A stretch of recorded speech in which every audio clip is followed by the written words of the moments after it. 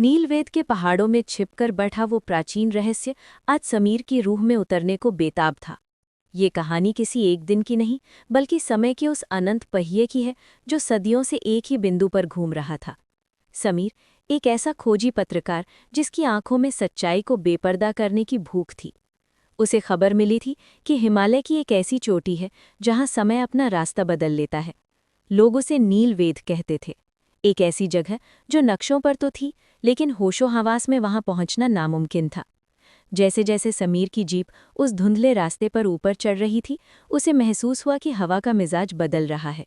पेड़ों का रंग गहरा नीला होने लगा था और पक्षियों की चहचहाहट में एक अजीब सी उदासी थी। गांव पहुंचते ही उसे एक बूढ़ा आदमी मिला, जिसकी आंखें सफ़ेद मोतियाबिंद से नहीं, बल्कि किसी पुराने खौफ से ढकी हुई थीं। बूढ़े ने उसे चेतावनी दी, बेटा, नीलवेद की गलियां तुम्हें रास्ता तो देंगी, लेकिन तुम्हारी यादें छीन लेंगी। वहां का पुस्तकालय किताबों का नहीं, जिंदगियों का कब्रिस्तान है। समीर ने इसे महज एक बुजुर्ग का वहम समझा और अपनी मंजिल की ओर बढ़ गया।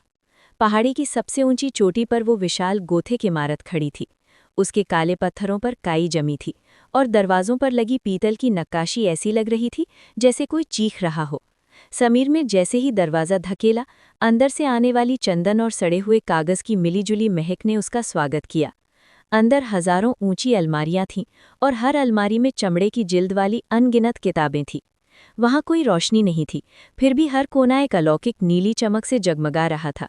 समीर की नज़र हॉल के बीचों बीच एक पुरानी ओक की मेज़ पर पड़ी। वहां एक किताब खुली थी। उसने करीब जाकर देखा तो उसके पैरों तले ज़मीन खिसक गई। किताब के पन्ने पर उसका अपना चेहरा बना था। वही टी-शर्ट, वही कंधे पर लटका कैमरा और वही माथे पर पसीने की बूंदें। नीचे लिखा था, समीर का आगमन, अंतिम अध्याय की शुरुआत। उसने पागलों की तरह पन्ने पलटने शुरू किए। उसमें उसके बचपन की शरारतें, उसके माता पिता की मृत्यु का वो काला दिन और यहाँ तक कि उसकी कल रात की वो सोच भी दर्ज थी जो उसने किसी से साझा नहीं की थी। लेकिन जैसे ही उसने वर्तमान का पन्ना पार किया, आगे के पन्ने कोरे थे। तभी परछाइयों के बीच से एक साया उभर कर सामने आया। वो साया समीर जैसा ही दिखता था, बस उसकी उम्र कहीं ज्यादा थी और उसके चेहरे पर सदियों की थकान थी। तुम यहाँ पहली बार नहीं आए हो समीर, उस साये ने गहरी आवाज में कहा। हर 100 साल में तुम इसी मेज पर आते हो।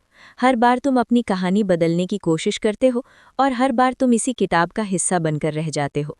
मैं तुम्हारा ही वो हिस्सा हूँ जिसने पिछली बार यहाँ रुकने का फैसला किया था।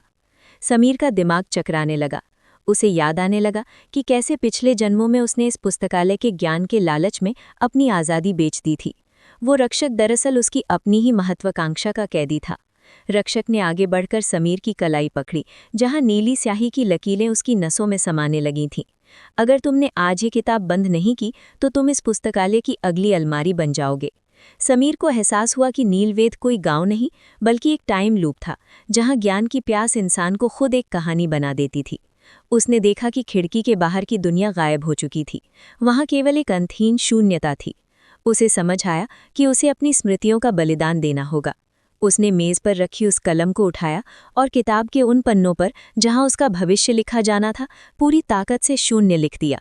लिखते ही एक जोरदार धमाका हुआ। पुस्तकालय की इमारत ताश के पत्तों की तरह ढह गई। किताबें राख बनकर हवा में उड़ने लगी और वो नीली रोशनी एक प्रचंड ज्वाला में बदल गई। समीर ने अपनी आंखें मूंद ली। उसे लगा जैसे हजारों साल का बोझ उसके सीने से उतर गया हो। उसे अपना नाम, अपना पेशा, अपना मकसद सब कुछ भूलता हुआ महसूस हुआ। जब उसकी आंखें खुली तो वो पहाड़ी के नीचे एक नदी के किनारे पड़ा था। सूरज की ताज़ा किरणें उसके चेहरे पर पड़ रही थी। उसके पास ना कैमरा था, ना कोई किताब। उसे याद नहीं था कि वो वहां कैसे पहुंचा, बस उसे अपना नाम याद था। जब वो पास के कस्बे में पहुंचा तो उसने देखा कि लोग उसे ऐसे देख रहे थे जैसे वो कोई अजनबी हो। उसने अपनी कलाई देखी, वहां अब कोई नीली स्याही नहीं थी, बस एक छोटा सा सफ़ेद दाग था। समीर शहर वापस लौट आया, लेकिन वो अब पत्रकार नहीं रहा। उसने एक साधारण माली का काम शुरू किया। उसे अब रहस्यों की तलाश नहीं थी, उसे अब सिर्फ वर्तमान में जीने की चाह थी। कभी कभी रात में उसे पन्नों के पलटने की आवाज़ आती थी, लेकिन वो मुस्कुरा कर सो जाता था। उसे पता था कि उसने उस दिन नीलवेद में सिर्फ एक किताब नहीं जलाई थी, बल्कि अपनी नियति के उस बंधन को तोड़ा था जिसने उसे सदियों से कैद कर रखा था। नीलवेद अब भी उन पहाड़ों में कहीं है, लेकिन अब वो समीर की कहानी का हिस्सा नहीं, बल्कि एक धुंधली याद बन चुका था। एक ऐसी याद जिसे भूलना ही उसकी सबसे बड़ी जीत थी।